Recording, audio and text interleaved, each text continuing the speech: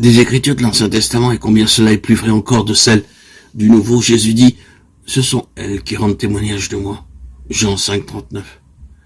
Oui, la Bible tout entière nous parle de Jésus-Christ, le Rédempteur, celui en qui sont concentrées toutes nos espérances de vie éternelle. Depuis le récit de la création, car rien de ce qui a été fait n'a été fait sans lui. Jean 1, 3. À la promesse finale, je viens bientôt, Apocalypse 22, 12. Il nous est parlé de ses œuvres et nous entendons sa voix. Si vous voulez apprendre à connaître le Sauveur, étudiez les Saintes Écritures, remplissez votre cœur des paroles de Dieu. Elles sont l'eau vive qui étanchera votre soif ardente. Elles sont le pain vivant descendu du ciel. Voici la déclaration du Sauveur. Si vous ne mangez la chair du Fils de l'homme, et si vous ne buvez son sang, vous n'avez point de la vie en vous-même. Et il s'explique en disant, les paroles que je vous ai dites sont esprit et vie. Jean 6, 53, 63. Nos corps sont formés de ce que nous mangeons et buvons. Il en est de l'économie spirituelle comme de l'économie physique. C'est ce que nous méditons qui donne de la vigueur et de la force à notre nature spirituelle. Le thème de la rédemption est celui dans lequel les anges désirent plonger leur regard. Il sera la science et le chant des rachetés pendant l'éternité. Ne mérite-t-il pas d'être étudié attentivement dès maintenant?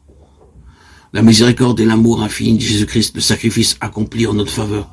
Voilà quel doit être le sujet de nos réflexions les plus sérieuses et les plus solennelles.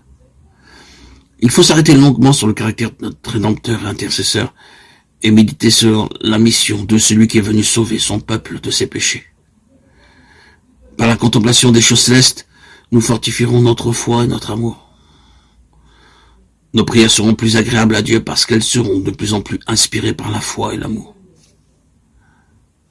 Elles seront intelligentes et ferventes.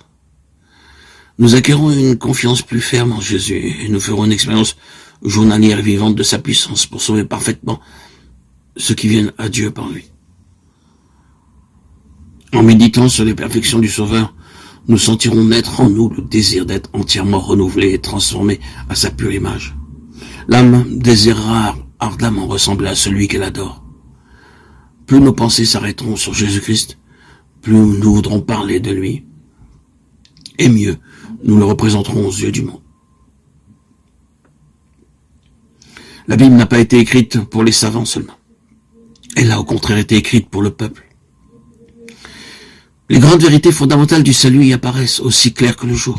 Ce ne sont pas ceux qui la lisent qui risquent de tomber dans l'erreur ou de s'égarer, mais ceux qui veulent suivre leur propre jugement au lieu de la volonté de Dieu clairement révélée.